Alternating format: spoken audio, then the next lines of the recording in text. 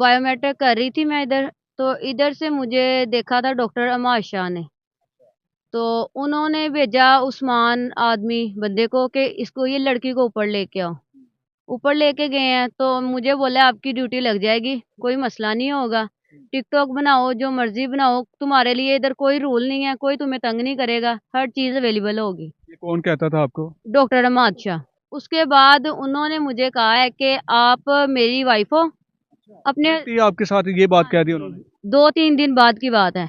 अब अपनी हस्बैंड को छोड़ो, वो तुम्हारे खर्चे अफोर्ड नहीं कर रहा, आप मुझसे शादी करो, मैं तुमसे शादी करूंगा।